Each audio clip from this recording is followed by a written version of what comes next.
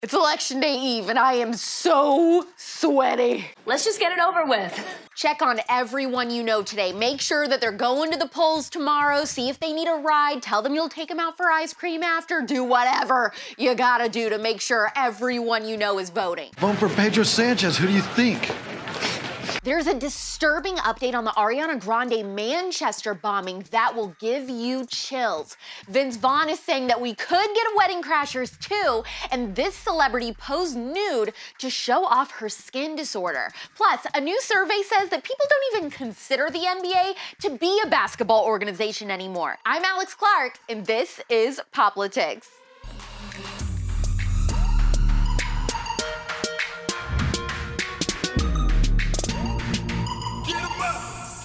I'll never forget the secondhand terror that I felt hearing about the Manchester bombing when that happened. I wasn't even there, but it was unfathomable to think that I could be at a concert for one of my favorite artists and then become a victim of a terror attack. It's 10:30 p.m. on May 22nd. Ariana Grande had just finished her sold-out concert for 20,000 at Manchester Arena when an explosion rocked the stadium. Inside the crowd, many young children and teenagers with their parents racing for the exits. Outside, mayhem. Police later confirming a suicide bomber had killed 22 and injured hundreds. Well, we just now found out something about that terrible night that will give you goosebumps. I get those goosebumps every time, yeah. There was an 18-year-old security guard at the event who actually noticed the soon-to-be terrorist earlier that night and was suspicious, but he didn't do anything because he was scared of being labeled a racist. He noticed that this terrorist guy was dressed in baggy black clothing, had a massive bag with him, was fidgety, and knew that he didn't belong there, but wasn't sure why. Who invited that kid? A few minutes later, a homemade bomb loaded with shrapnel and nails exploded in the arena, killing 22 people. Tonight, the Prime Minister raised the terror threat level in Britain to critical. That means another attack is considered imminent. Soldiers are being deployed. A makeshift memorial is growing for victims of the suicide bombing last night at the Manchester Arena. At least 22 were killed and 59 wounded. An unknown number of others are still unaccounted for. This attack was different. The targets included many young children and teenagers attending a concert. PC culture, or being politically correct, means putting restrictions on speech or forms of expression to an extreme degree so that you don't offend or insult people of perceived marginalized groups. And it's become a staple of the left. And as we can see from this security guard story, PC culture is an existential threat not just to America, but all over the world. What I'm about to say is not politically correct, but here goes. In 2018, Vox, one of the farthest left-wing outlets to exist, admitted that nobody likes PC culture. They said that a vast majority of Americans, including mostly black people, hate political correctness. In fact, you know who's leading Team Butthurt? White liberals. Shocker. 22 people died in the Manchester bombings at an Ariana Grande concert because of social justice, not in spite of it. Does that seem like social justice to you?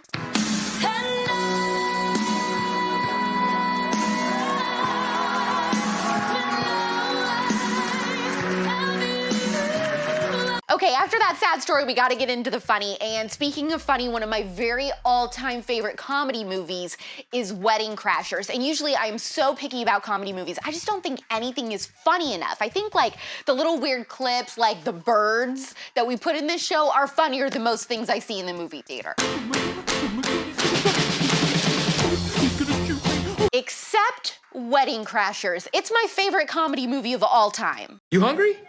Hey, Ma!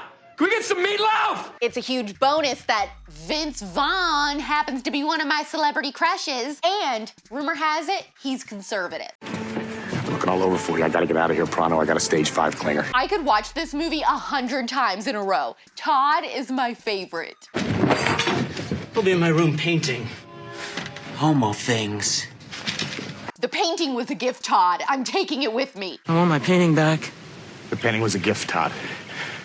I'm taking it with me. Vince Vaughn said in a recent podcast interview that a Wedding Crashers sequel could be in the works. According to ScreenRant.com, the director David Dobkin said in 2014 that he cooked up a plot with Owen Wilson and Vaughn that introduced Daniel Craig as a competing crasher, but nothing came of the idea. Perfect. I'm usually so hesitant about a sequel, but I love this movie so much that even if it's trash, I'll probably still love it. 'Cause I'd find you. Now, celebrities getting naked on camera is usually pretty tasteless, and I know we're not fans of that, but I actually gotta give big props to Leann Rimes. This girl decided to show the realities of her psoriasis with Us magazine. She was diagnosed at 2 years old and said that at times in her life it was so bad she'd wear long sleeves even in 95-degree heat. She said it would be extremely painful, she would even bleed. For most of her life, she's felt like she's had to hide her body, and recently she went through a really bad flare-up due to the stress from the pandemic. Another celebrity who also has psoriasis is Kim Kardashian, and she's actually said that she treats it with cortisone shots. Model Cara Delevingne also has it. And when it comes to celebrities being vulnerable and showing off things about their bodies that are seen as abnormal, would you say that it makes you feel a little bit better if you also have it? Or do you think, leave your clothes on? I'm curious how you guys feel about it. Everybody get up, it's time to slam now. Country version, everybody get up, it's time to slam now. Semi-driver, everybody get up, it's time to slam now. Old lady! Everybody get up, it's time to slam now. Charlie Kirk version. Hey everybody get up, it's time to slam now. Charlie Kirk here. Squidward! Everybody get up, it's time to slam now. All right, as we all know, the woke NBA has been simping for social justice causes for a while. Wow, it's like this episode we're learning about how dangerous and detrimental social justice really is. And now the NBA is paying the price because they're suffering record low ratings. No one's even watching me. A bunch of political scientists at Reality Check Insights are saying that because of all this SJW drama, consumers now see the NBA as a political organization that plays basketball on the side. They said people are not even thinking about the NBA as a sport anymore. They're literally evaluating it as an overt political thing. In today's culture, if a company takes on social justice causes and makes it a main part of their brand, they're gonna be considered more liberal. If they don't take on any causes, they're seen as conservative. You're damned if you do and you're damned if you don't, because the left considers not saying something.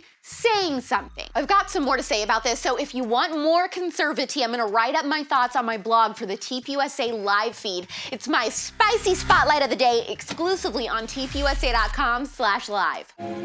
Spicy. It's my favorite day of the week, Cinnamon Mondays, meaning it's time for Pop Quiz. Heather wants to know, what are your favorite ways to de-stress with the election going on? I eat a lot of toast, drink a lot of juice, and take a lot of baths. I'm 6. Tiana says, what does fake news mean? Is it just anything conservatives don't like? Fake news is when a news story purposefully ramps up the sensationalism on one specific issue to rile people up or make things worse than it is to push an agenda, or they leave. Or they leave out information on a story to push an agenda. It's basically just not telling the whole story, which shouldn't our news do that? Marley wants to know, what do people do at SAS and are you going? So SAS is our Student Action Summit. It's our biggest Turning Point conference of the year.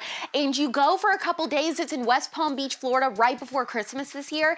And you get to see speakers from like the biggest parts of the conservative movement, your favorite news anchors, your favorite contributors, your favorite podcast hosts. I mean, basically everybody. I'm gonna be speaking and you get to make friends. You get roomed with other people your age. You get to go hang out, do photo ops. It's like a conservative festival. Think Coachella, but conservative. Leann wants to know, how was my Halloween? Well, I'd say it was pretty good. Eloise says, where did you meet the man with the hand? Actually, we met after I started working at Turning Point because he works in politics too. By the way, a funny story, he was actually offended because I didn't let him into the CUTEservatives Facebook group in the beginning, and then a mutual friend of ours texted me and producer Abigail asking why I didn't let him in, and I was like, not me, I don't remember doing that, and then producer Abigail dug up the receipts to show that it was in fact me who said that he wasn't allowed in, and I had actually declined his request. Miss J-Lo Hello, what was the process of creating the POPlitics merch? Oh my gosh, it was a long process. Lots of back and forth. First of all, we started at the beginning of the year, but then Corona happened. So, all of this stuff happened where we were going back and forth on designs. I was really, really picky. I wanted it to be cute. It was very important to me that it looked good and that you guys would like it. And then, of course, you had all of these breaks thrown in because of the pandemic. So there was just a lot that went wrong. But now it's going great. I'm so excited. The launch was so successful. And we already have sizes that are selling out. If you're trying to buy either the POPlitics pocket tee, the CUTEservative crop top, or the cinnamon roll hat, if your size is out, send an email to support@tpusa.com saying what size and what product you want in stock. That's how you can get it. That's how we're going to know what to restock. All right, huge day tomorrow. Again, make sure you're checking in with your friends and family, making sure everybody's got a plan to get to the polls. Guys, I am so nervous and so excited and amped all in one. I absolutely love election nights. We are doing this together, CUTEservatives. Make sure for tomorrow that you are in the CUTEservatives Facebook group. Just search for CUTEservatives, answer the 3 security questions, make sure you're following us on Instagram, all that good stuff, because you're gonna wanna have some like-minded friends to go through this together with. By the way, producer Abigail and I are coming up with a very special Election Day episode for you guys tomorrow that you're gonna die over, and I cannot wait for you to see it. Catch up on any shows that you missed last week by subscribing to us on Apple Podcasts, Spotify, anywhere you get your podcasts. Leave us a 5-star review. Help us climb the podcast charts.